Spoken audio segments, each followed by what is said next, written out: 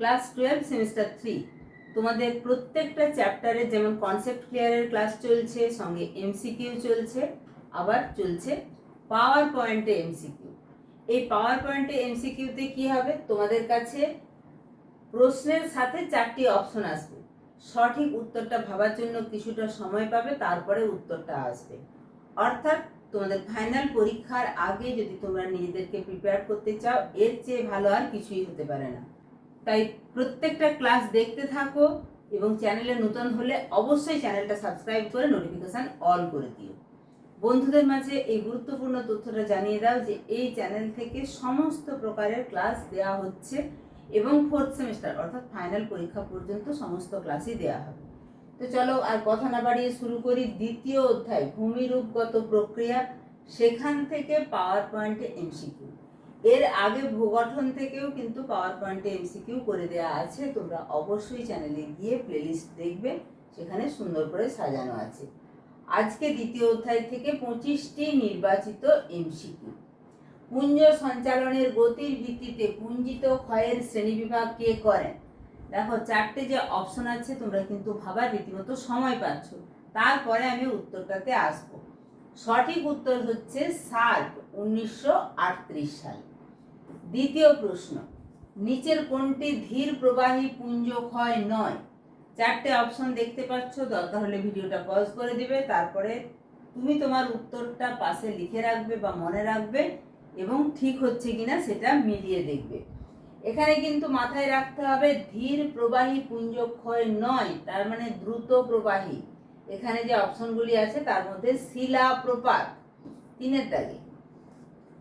নিচের কোনটি ধীর প্রবাহী পুঞ্জক্ষয় প্রক্রিয়া? এবারে ধীর প্রবাহী পুঞ্জক্ষয়ের মধ্যে আসছি, সঠিক উত্তর হচ্ছে সি, সলিফ্লাকশন 4-এর দাগে।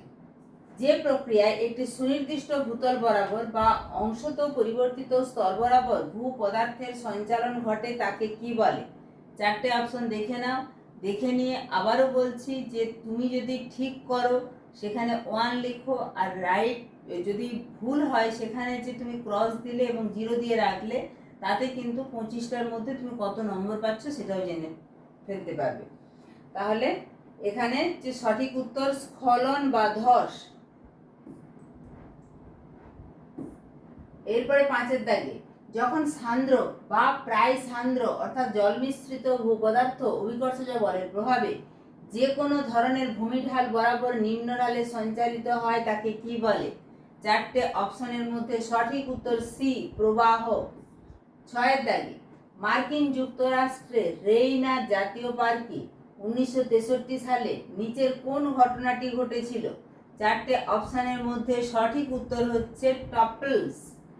7-এর দাগে, মহাদেশীয় হিমবাহের বরফ মুক্ত পার্বত্য শীর্ষদেশ বা পর্বত শিখরকে কি বলে? ফিয়র্ড না নুনাটাক্স না আইসক্যাপ না ট্রেড? এরা আমরা 10 থেকেই পড়ে আসছি, বলে নুনাটাক্স।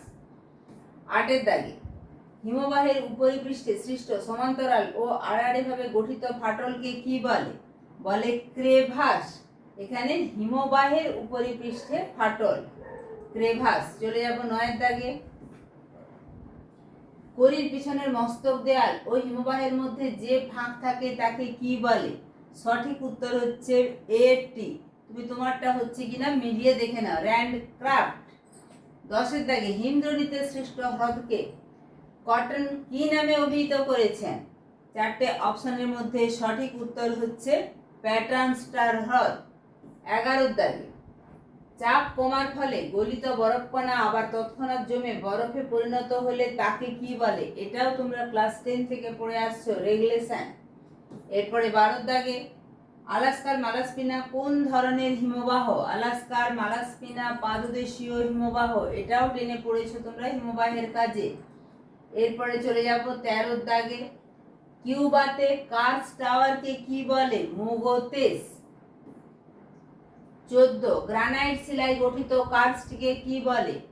এখানে তোমাদেরকে মেরো কাস্ট, নিভাল কাস্ট, ছদ্ম কাস্ট, এভাপোরাইট কাস্ট প্রত্যেকটাই বলেছি ভালো করে জেনে রাখবে, কারণ প্রত্যেকটা থেকেই এমসিকিউ আসার সম্ভাবনা প্রবল।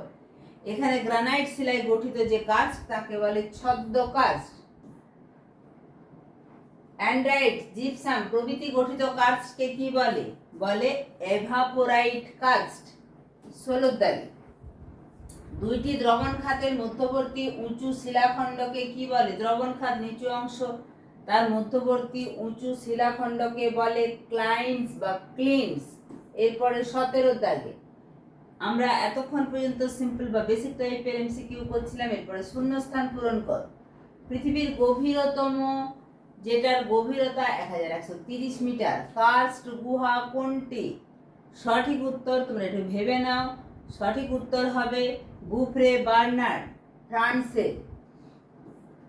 18 দাগে ছোট গোলাকার হেলিকটাইটকে কি বলে? ছোট গোলাকার হেলিকটাইটকে বলে, চারটে অপশনের মধ্যে সঠিক উত্তর গ্লোবিউলাইট।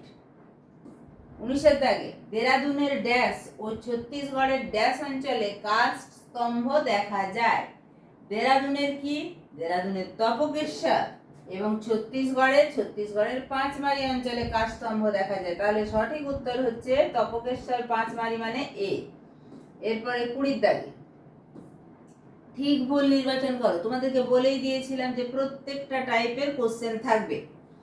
এখানে মৃত্তিকা বিসর্পণ অতি ধীর গতি সম্পন্ন, এটি সঠিক। সলিড ফ্লাকশনের ফলে নিভেশন রিজ তৈরি হয়, এটিও সঠিক। অপশনগুলো দেখে নাও। শিলাপতনের অপর নাম টাপলস, এটি ভুল। অবনমন এক প্রকার কনজেলি ফ্লাকশন, এটিও ভুল। তাই 1, 2 সঠিক এবং 3, 4 ভুল। তাই বিকল্পগুলির মধ্যে সঠিক উত্তর দাঁড়ালো এ। এরপরে চলে যাব 21 দাগে স্তম্ভ মেলাও।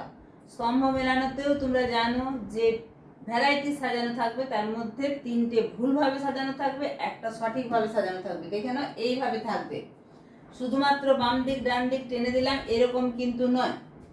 এখানে নিচের স্তম্ভটি সঠিকভাবে মেলালে যেটা দাঁড়াচ্ছে সেটা হলোকাস্টের সাথে যাচ্ছে চুনাপাথর যুক্ত অঞ্চল। বি এভাপোরাইট কাস্টের সঙ্গে যাচ্ছে চারেরটি অর্থাৎ হ্যালাইট যুক্ত অঞ্চল। তারপরে সি ছদ্ম কাস্ট, সেটা গ্রানাইট যুক্ত অঞ্চল। তারপরে ডি সেটা যাচ্ছে নিভাল কাস্ট চিরহিমন অঞ্চল। অর্থাৎ সঠিক উত্তর হচ্ছে সি। এর সাথে 2, বি এর সাথে 4, সি এর সাথে 1, ডি এর সাথে 3। এরপরে চলে যাব সঠিক ক্রম নির্ণয় করো। এভাবে যে সাজানো আছে আকৃতি অনুসারে কাস্ট গর্তগুলিকে ছোট থেকে বড় অনুসারে সাজাও। এতে আমরা একদম প্রথম থেকে পড়ে এসেছি যেটা সিঙ্কহোল, আর একটু বড় গর্ত যখন হচ্ছে ডোলাইন, আর একটু বড় গর্ত উভালা, আর একটু বড় গর্ত পোলজে। তাহলে সিঙ্কহোল, ডোলাইন, উভালা, পোলজে সিতে আছে। এরপরে চলে যাব 23 দাগে ডায়াগ্রাম বা চার্ট ভিত্তিক প্রশ্ন। নিচের ছবিতে যে ভূমিরূপটি দেখা যাচ্ছে তাকে স্পেনে কি বলে? এখানে যে অপশনগুলি আছে দেখে নাও। যে অপশনগুলি আছে তার মধ্যে সঠিক উত্তর সি কোরি। এরপরে যাব 24 দাগে বিবৃতি ও কারণ ব্যাখ্যা, অ্যাসারশন রিজনিং টাইপ কোশ্চেন। সকল প্রকার ক্ষয়কে পুঞ্জ ক্ষয় বলা হয় না, কেবলমাত্র অভিকর্ষজ বলের প্রভাবে ক্ষয় হলে তাকে পুঞ্জ ক্ষয় বলে। এটি হচ্ছে কারণ। এখানে এ এবং আর দুটোই সঠিক, অর্থাৎ সকল প্রকার ক্ষয়কে পুঞ্জ ক্ষয় কিন্তু বলা হয় না, কেবলমাত্র অভিকর্ষজ বলের প্রভাবে যখন খণ্ডিত বা চূর্ণ বিচূর্ণ শিলাখণ্ড নিচের দিকে নামে তাকে পুঞ্জ ক্ষয় বলে। ফলে অভিকর্ষজ বল কথাটা হলে তবেই পুঞ্জ ক্ষয়। তাহলে এ এবং আর দুটোই সঠিক, এবং আর হচ্ছে এ এর সঠিক ব্যাখ্যা। তাই যে অপশনটি ঠিক হবে সেটি হচ্ছে এ।